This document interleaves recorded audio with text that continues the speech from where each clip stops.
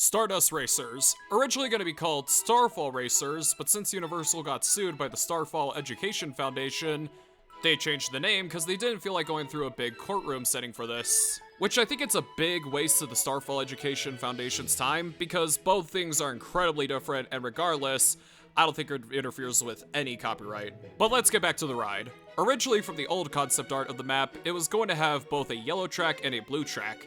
And I wish they went forward with that idea, because it definitely would be more appealing to the eye when it comes to the design.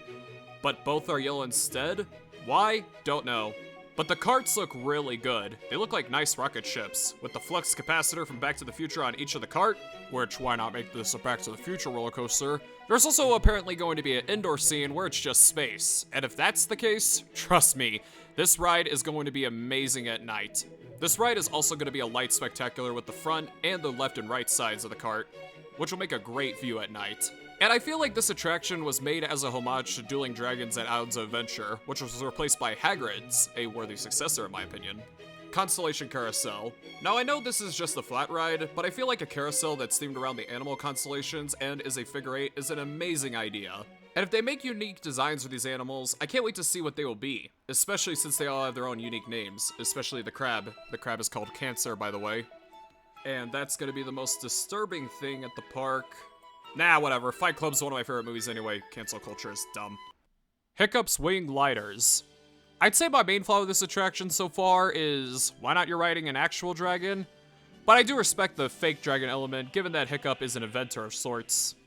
But overall, a roller coaster that goes through the whole land is always a win in my book.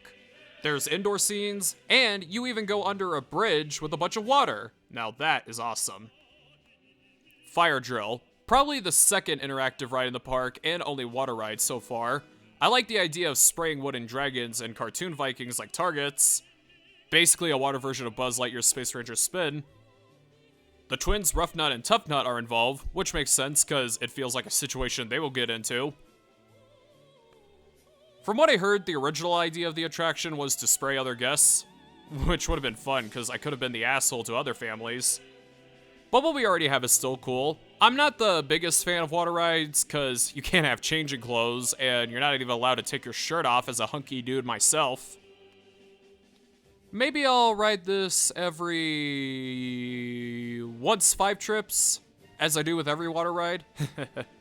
Dragon Racers Rally. I will love this ride. It feels like a swing where you could just spin yourself around till you throw up. I just threw up a few weeks ago, and I'll tell you, this will be a fun throw up. I'm probably gonna ride this one 100 times and spin my ass till the thing flies off and I die. But in all seriousness, this ride's gonna be fun. And How to Train Your Dragon is the perfect franchise to give this ride system to. Mario Kart Bowser's Challenge. I've already ridden this ride in Hollywood, and it's amazing. Would it have been better if it was a test track-like thrill ride? Of course it would. But if anything Nintendo at the parks is family friendly, that's on Nintendo's side and not on Universal's side to blame. And I don't think the ride's AR elements would have worked if it wasn't a slow, dark ride. Anyway, this is a fantastic ride. Many physical sets and animatronics, mixed with amazing AR technology and AR interactivity. An amazing ride for sure. I'd say my main flaw with this attraction is that I wish each side had 2 teams. One is Team Mario and one is Team Bowser. Unfortunately, both are Team Mario, which is missed potential. Which, why would you introduce the concept of Team Bowser and Team Mario if both sides are gonna be Team Mario? So yeah. I feel like this ride is gonna become more beloved in the next 10 years. People are gonna share their disappointments, yet accept it for what it is. Yoshi's Adventure. I should point out that I am going to Japan next year in 2025 as of making this video, and I'm going to both Disney and Universal there. And Universal, I must say, is going to be disappointing because I was really looking forward to riding Spider-Man and Terminator there, and I feel like having those two is what helped the diversity of Universal Japan specifically. Now they're gone forever. But Yoshi's Adventure looks fine. It looks like it's going to be interactive with the egg buttons when you spot an egg of that same color, and the few dark ride elements with Captain Toad, and Cody, and Baby Mario and Baby Peach look fun. Poochie! Even this ostrich thing. Okay, I forgot the thing's name, I'm sorry. So yeah, a good relaxer, not a thrill ride. Also, there's a little bit of a reference to a Mario sequel on the Wii. I'll let you find it out yourself. Donkey Kong's Minecart Madness. First off, this new technology is very clever, giving you the illusion of the minecart levels from the games. An arm on a real coaster track holding your cart on a fake track? Again, I'm going to Japan in 2025, so I'll experience the original version before the epic version, which I'm going to call the non-waterfall version. While I would have preferred the Kremlings like everyone else, I love the inclusion of the Tiki Tak tribe. Donkey Kong Country Returns was one of my favorite games as a kid. I suppose they chose the Tiki Tak tribe instead because they make for better animatronics. Especially the Tiki Tong animatronic, I am definitely looking forward to. Speaking of Donkey Kong Country Returns, we are also reportedly getting the minecart moles. The height requirement might be concerning for thrill seekers. Seriously, babies are going to be allowed to ride this? It's still said to be thrilling, however. Just probably normal highway driving thrills. Huh, get it?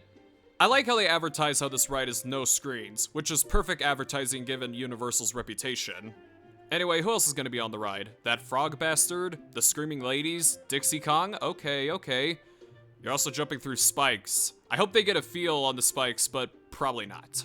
Like something that your seat could feel, you know? Monsters Unchained, the Frankenstein Experiment. Now, for those of you who do not know, I am a huge fan of the Universal monsters. Some of the movies are fun, while some of the movies are art. The ride is advertised to be pretty scary. I also like the name of this attraction, Monsters Unchained. It sounds more powerful for what you're about to experience. It will also use the Kuka arm ride system from Harry Potter and the Forbidden Journey, which I'm surprised they never mentioned in the announcement video. If you notice why there's no sidewalls on the cart, it's because there's going to be no audio on the vehicle like Forbidden Journey, which means no screens. I also like the design of the vehicle. It was originally going to be spikes, now it's screws. Lame. Maybe even both if that makes anyone happy. What I'm also excited for are the animatronics. They are going to be so lifelike, apparently. How are they going to pull off the Wolfman running off? Or is it just concept? I doubt it. A stick? Or is he going to be on his own? I hope it's a stick, because I think the latter will cause problems. There's also rumored technology of projected media on the animatronics. Now, before you all get worried, this projected media is more outside material. Think blood dripping out of Dracula's mouth, water dripping out of the Gill Man, and the mummy being all dusty. There's also the story with the great-granddaughter of Victor Frankenstein, Victoria Frankenstein. If you have been following me, you would know that I'm not a fan of identity politics or gender swaps, but I give this one a pass because she's a far-off descendant and wants to bring good to her family name. And I think she's barely gonna be on this ride anyway, so yeah. I was originally against this monster being hers and not the same one from the past, but given his design and the lore behind it, it kinda makes a little bit of sense. And the fact that we will most likely get old Dracula, Larry Tobit Wolfman, and even Imhotep, or go one step further, the cliche mummy and Chorus, because those 3 or 4 characters are already established to be immortal, I think that would make a decent plot point. I also like how Fritz has a descendant too. And thank God it's not a lazy gender swap, especially for a descendant. I'd say my main flaw with this attraction, even though it's not open yet, are the redesigns. I get that they're meant to make the monsters look more modern, but the designs from the movies are already iconic and perfect the way they are. Like, look at Dracula. Not only does he look like Richard Roxburgh from Van Helsing, but also the lead singer of one of those cringe 2000s goth bands. I'd say I've gotten used to Frankenstein because he's a bit more bulky, the Wolfman because of his beard, and the Gill Man looks legit creepy. Overall, if this attraction is going to be scary and action-packed and thrilling, to that I say hell yeah. Curse of the Werewolf. Like many others, I was worried about this attraction given that it's a short family coaster, which, why would you give the Universal Monsters a family coaster? With what you're doing with Monsters Unchained, it's a shame that you're not doing an extreme spinning coaster. I feel like the reason why it's a short family-friendly coaster because it was a last-minute addition and there was not enough space, which I don't think is a good excuse, you can always widen it. However, Universal has confirmed that not only kids can ride this ride, but it's also going to be thrilling as well. This is an incredibly thrilling, family-friendly. Okay, now you got me. Going 37 miles per hour, which is 3 miles per hour less than Revenge of the Mummy and 10 miles per hour more than Flight of the Hippogriff, plus it's a spinning coaster. Of course it's going to be thrilling. The thing that will be the highlight of this ride is the church scene, with the 2 werewolves reaching for you, which makes you wonder, why would they make this a family coaster? Again, why not use the original designs? This attraction would also feature a descendant of the gypsy Maliva, which makes sense for the time period of this land. I have a theory that if this ride gets enough pushback, maybe they could change it to something big or extreme. But I think for now, it's going to be extreme as we can get. Ministry of Magic. The Ministry of Magic is where we take a ride from Paris back to the part of the world where we can understand language better, via green smoke where the doors open and close 1 microsecond fast. We're here to visit the trial of someone who definitely would hate theme park rides, which is why I think she's the perfect choice for this attraction. And she aged pretty well.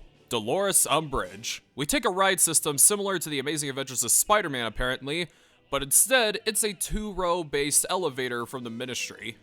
This ride is basically like Tower of Terror, but it's not. It's a ride vehicle that goes up and down on the same track. How awesome is that?